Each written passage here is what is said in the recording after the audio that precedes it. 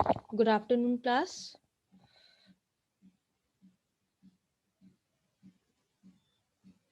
Class में अब आप लोगों से कुछ क्वेश्चंस पूछूंगी, जिस किसी को भी उसका आंसर आता होगा या तो चैट बॉक्स में उसका आंसर दे दीजिएगा या फिर अपने आप को अनम्यूट करके उसका आंसर दीजिएगा। So my first question is, how is 26 January celebrated?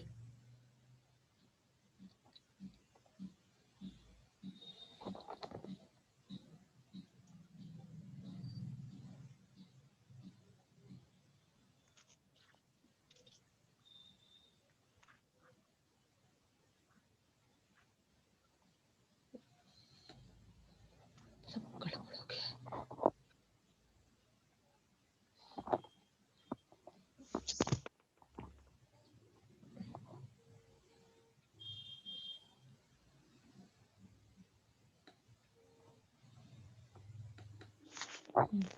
How is 26 January celebrated? ध्वजारोहण करके मनाते हैं। Ma'am 20 Yes, answer. जी नंदिनी बताइए। हाँ, ध्वजारोहण करके मनाते हैं। ओके,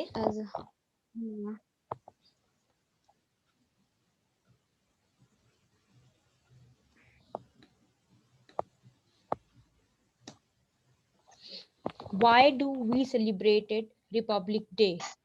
हम गणतंत्र दिवस क्यों मनाते हैं? क्योंकि इस दिन हमारा संविधान लागू हुआ था। Very good, Nandini. Okay. Next is, what are the rights described in the Constitution? हमारे संविधान में कौन से राइट्स दिए गए हैं?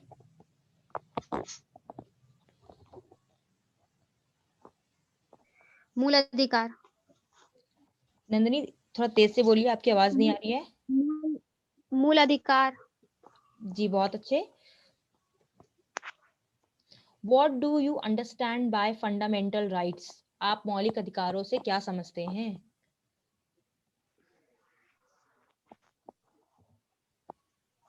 ठीक है, आज हम क्लास मौलिक अधिकारों के बारे में विस्तार से पढ़ेंगे। फंडामेंटल राइट्स, हमारे मौलिक अधिकार।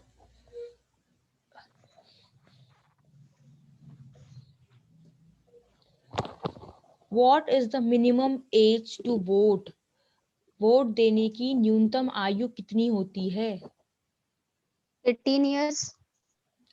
वेरी गुड, 18 ईयर्स वोट देने की न्यूनतम आयु होती है। Where do we get the right to vote? Vote देने का अधिकार हमें कहाँ से प्राप्त है?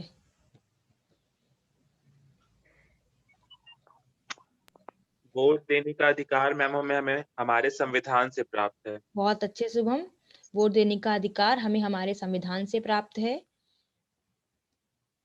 तो आज हम अपने अधिकारों के, मौलिक अधिकारों के बारे में पढ़ रहे हैं। तो सबसे पहले हम समझते हैं कि मौलिक अधिकार क्या होते हैं।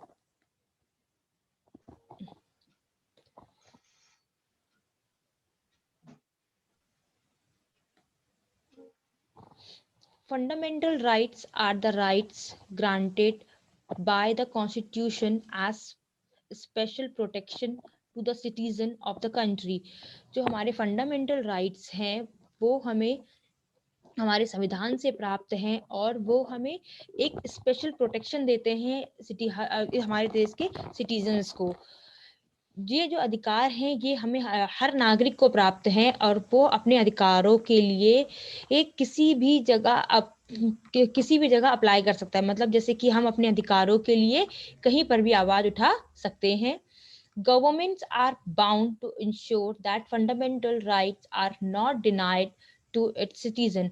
सरकार इस बात के लिए बाध्य है कि कोई भी कोर्ट या कहीं पर भी कोई भी हर एक नागरिक को उसके अधिकारों के खिलाफ नहीं कर सकता या फिर कोई उसे मना नहीं कर सकता कि तुम ऐसा मत करो, तुम्हारा अधिकार नहीं है या ऐसा नहीं है।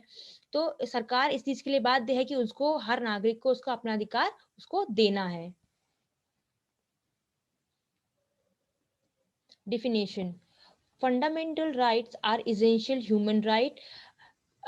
मौलिक अधिकार सबसे महत्वपूर्ण मानवाधिकार हैं that are offered to every citizen irrespective of caste, race, creed, place of birth, religion और जेंडर। और यह सब अधिकार कास्ट और जेंडर रिलीजन सबसे ऊपर हैं। ये सब caste, race, creed, place of birth, religion, इनके बावजूद, ये सब के बावजूद भी अधिकार हर नागरिक को प्राप्त हैं।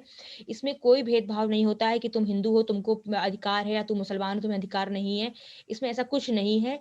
ये देश के हर एक भारतीय नागरिक को ये अधिकार प्राप्त हैं। These are equal to freedoms and these rights are essential for personal goods and the society at large।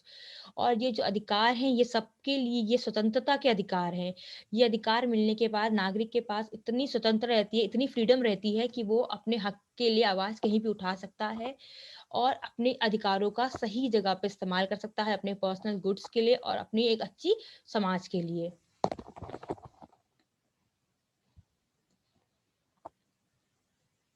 My next question is, who does the development work in the village? गांव में विकास का कार्य कौन करता है? मैम, गांव में विकास का कार्य सरपंच करता है। Well tried, very good. Nandini? Okay. In how many parts the panchayat is divided? Panchayat कितने भागों में विभाजित है?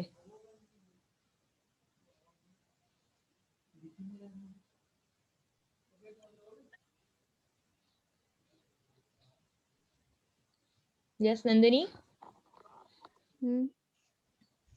पंचायत कितने भागों में विभाजित है? 3 भागों में। वेरी गुड, पंचायत 3 भागों में विभाजित है। उसी प्रकार, जिस प्रकार पंचायत 3 भागों में विभाजित है, उसी प्रकार हमारे मौलिक अधिकार 6 भागों में विभाजित हैं। जिस तरह आपको स्लाइड में दिख रहा है, पहला है राइट टू इक्वालिटी, दूसरा है राइट टू फ्रीडम, तीसरा है राइट अगेंस्ट एक्सप्लॉयटेशन, चौथा है right to freedom of religion, पांचवा है कल्चरल एंड एजुकेशनल राइट, छठा है राइट टू कॉन्स्टिट्यूशनल रेमेडीज। तो अब हम एक एक करके इनके बारे में पढ़ेंगे। राइट टू इक्वालिटी, जो राइट टू इक्वालिटी है वो हमें आर्टिकल 14 से 18 के बीच के तहत हमें मिला गया प्रावधान है। ये इसके अंतर्गत में हमें इक्वालिटी, समानता की बात की गई है और इसमें हमें समानता सिर्फ कास्ट और इसके लिए नहीं, लॉ, डिस्क्रिमिनेशन, भेदभाव, religion, caste, sexual orientation, gender, untouchability, ये सब इसके अंदर पे आते हैं कि हमें ना ही हम किसी के कोई हमें कास्ट से डिस्क्रिमिनेट कर सकता है कि नहीं तुम ऊंचे कास्ट के, तुम नीचे कास्ट के हो, ना ही कोई हमें सेक्सुअल ओरिएंटेशन बॉयज और गर्ल लाइक दैट उससे कर सकता है। अनटचेबिलिटी के खिलाफ है ये। और लॉ, कानून भी सबके लिए सेम है। तो इसमें आर्टिकल 14 से लेके 18 तक के बीच में पूरे के पूरे समानता की बात की गई है कि हर नागरिक को उसका समान अधिकार मिलना चाहिए। Next is right to freedom, ये आपका आर्टिकल 19 से 22 के बीच का है, का प्रावधान है। ये वहां से लिया गया है संविधान से। इसमें आपके स्पीच एंड एक्सप्रेशन की बात की गई है कि मतलब इंसान, नागरिक को पूरी पूरी आजादी है अपनी बात दूसरों तक पहुंचाने का या कोर्ट में पहुंचाने का या अपनी बात किसी के सामने रखने का।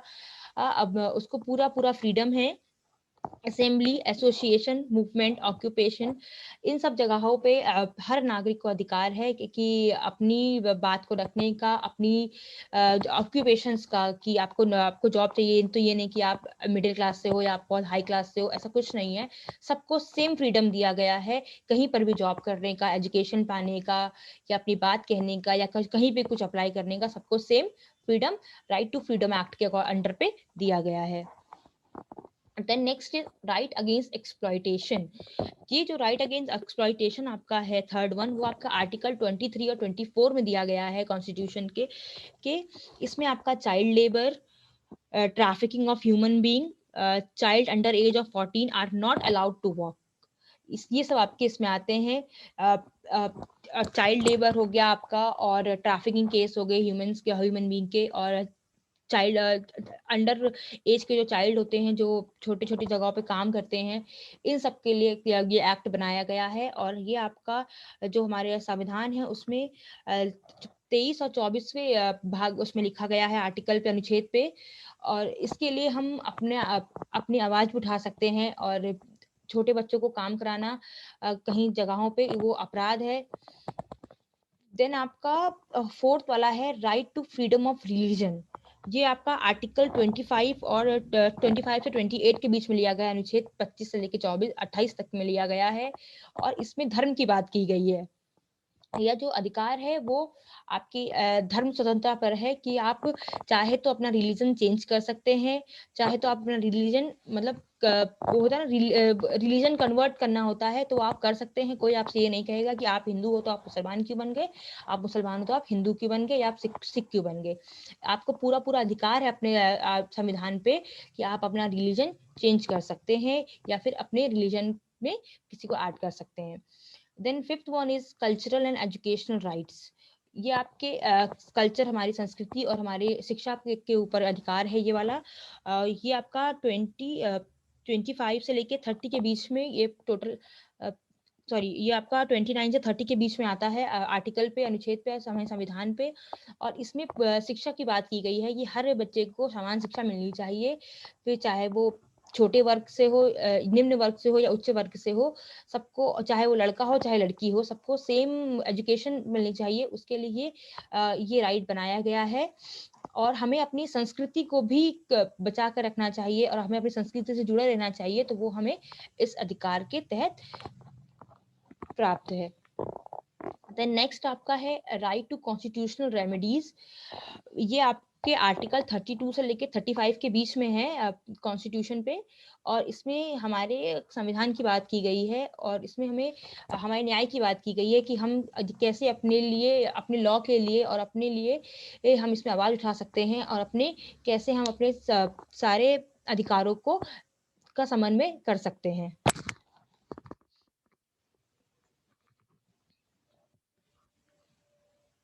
अब मेरा नेक्स्ट क्वेश्चन आपसे है, who is called citizen of India?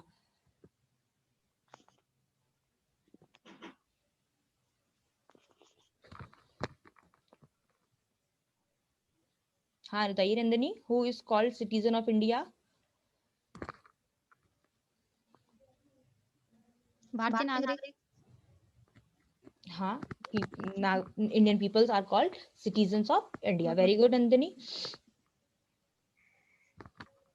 What are the duties of a citizen? एक नागरिक की क्या ड्यूटीज होती हैं?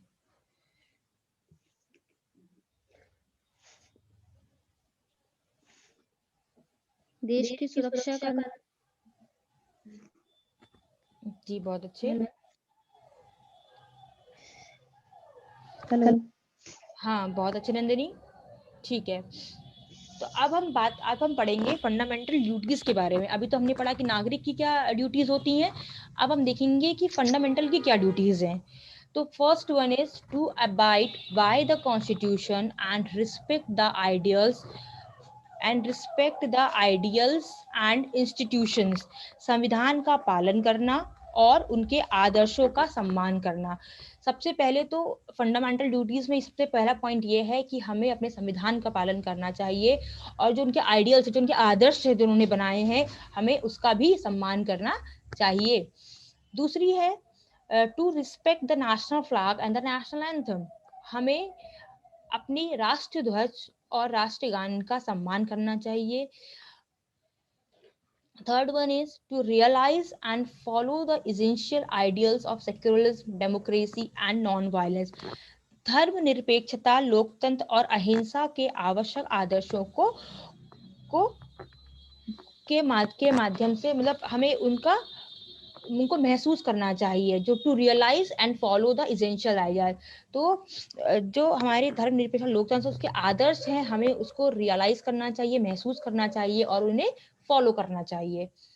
To preserve the culture and heritage, जैसे अभी हमने बात करी थी प्रीवियस स्लाइड में कि हमें अपने कल्चर और अपनी हेरिटेज को प्रिजर्व करना चाहिए, संभाल कर रखना चाहिए, ये हमारी धरोहर है। To protect the sovereignty, unity and integrity of the nation, राष्ट्र की एकता और अखंडता को की रक्षा करनी चाहिए। हमें अपने राष्ट्र की एकता और अखंडता की रक्षा करनी चाहिए। To safeguard the public property, और जो सार्वजनिक संपत्ति है हमें उसकी देखरेख करनी चाहिए, उसका रखरखाव करना चाहिए। To defend the country even at the cost of your life, और हमें टू डिफेंड मतलब उसका बचाव करना चाहिए। अब हमें अपने देश की रक्षा करनी चाहिए अपनी जान की कीमत लगाकर भी, जो कि हमारे सैन्य बल करते हैं। जो हमारे सेना के जवान हैं वो अपनी ये ड्यूटीज फुलफिल करते हैं, अच्छे से निभाते हैं, अपनी जान की कीमत लगाकर भी वो हमारी रक्षा करते हैं।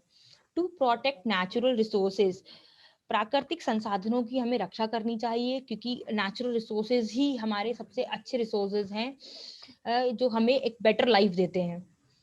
To avoid dowry, gambling and other social evils, हमें दहेज, जुआ और जो सामाजिक बुराइयां हैं उनको अवॉइड करना चाहिए, उन्हें नजरअंदाज करना चाहिए, और कोशिश करनी चाहिए कि दूसरों को भी प्रेरित करें कि हम इन सब बुराइयों से दूर रहें। दहेज जो सबसे बुरी प्रथा है हमारे देश में, उससे हमें दूर रहना चाहिए।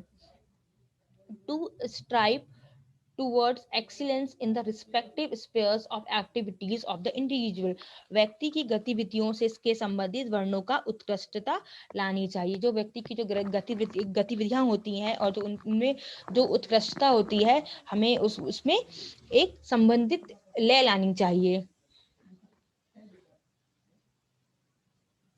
Okay, now next one is importance of duties. अभी तो हमने पढ़ा कि फंडामेंटल ड्यूटीज क्या होती हैं, अब हम जानेंगे कि उनकी इम्पोर्टेंस क्या होती हैं। तो first one is they remind Indian citizens of their duty toward their society, fellow citizens and the nation. ये जो फंडामेंटल ड्यूटीज हैं ये हर एक सिटीजन के लिए उतनी ही इम्पॉर्टेंट है जितनी कि हमारे मिनिस्टर्स वगैरह के लिए हैं, क्योंकि जब तक हम अपनी ड्यूटीज नहीं मानेंगे कि हमारी क्या क्या ड्यूटीज हैं कंट्री के लिए या उसके लिए, तो ये हमें रिमाइंड कराता है कि हर सिटीजन को कि उसकी क्या ड्यूटी है समाज के लिए, नेशन के लिए उसकी क्या क्या ड्यूटीज हैं। They warn citizens against anti national anti social activities, और ये हर एक सिटीजन को वॉर्न करता है anti national anti social activities के खिलाफ। They inspire citizens and promote a sense of discipline and commitment among them, ये हर एक सिटीजन को इंस्पायर करता है उसके एक अनुशासन के लिए, एक कमिटमेंट के लिए। इंस्पायर और प्रमोट दोनों करता है ये अनुशासन और कमिटमेंट के लिए। They help the court in examining and determining the constitutional validity of a law, और ये एग्जामिन करता है और ये हेल्प करता है कोर्ट की एग्जामिन करने में कॉन्स्टिट्यूशनल लॉज को, और they are enforceable by law.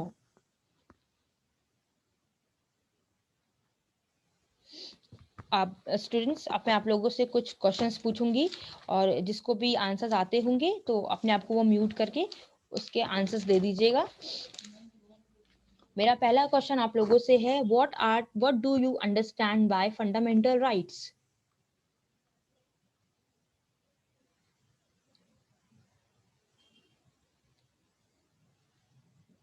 What do you understand by fundamental rights? आप मौलिक अधिकारों से क्या समझते हैं?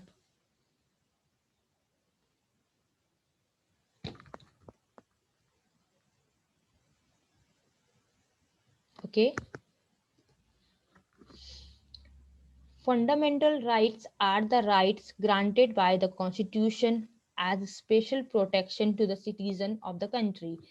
मौलिक अधिकार हमारे वह अधिकार हैं जो हमें संविधान में से प्राप्त हैं और नागरिकों की सुरक्षा के लिए बनाए गए हैं। So my next question is, name any 3 fundamental rights। किन्हीं 3 मौलिक अधिकारों के बारे में बताइए। Name any 3 fundamental rights। Okay,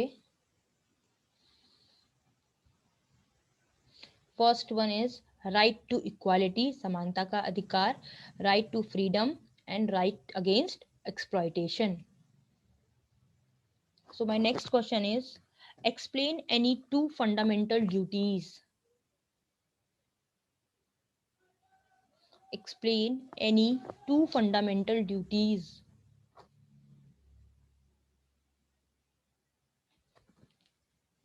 Okay. Safeguard the public property, avoid dowry and social evils. सार्वजनिक संपत्ति की रक्षा करना और डावरी और सोशल इविल्स जैसे चीजों को अवॉइड करना. So my next question is, give two importance of fundamental duties. मौलिक अधिकारों के कोई दो महत्व बताइए.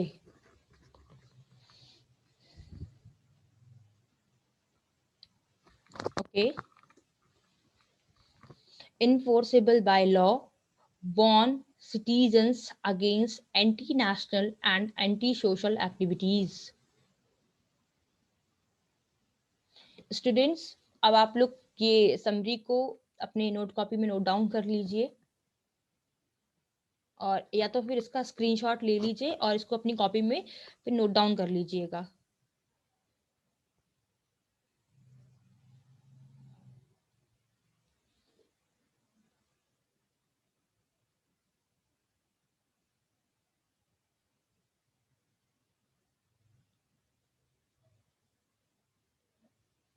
ओके, आप लोगों ने इसको नोट डाउन कर लिया.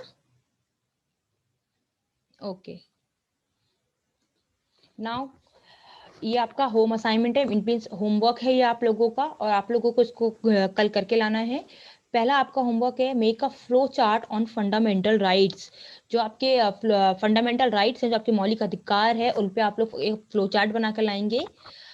दूसरा होमवर्क आपका है, write down the 5 duties of fundamental rights in your notes copy. जो आपकी फंडामेंटल ड्यूटीज हैं वो आपको 5 लिख के लानी है अपनी नोट्स कॉपी में. तो आप लोग इसको अपनी नोट्स कॉपी में नोट डाउन कर लीजिए.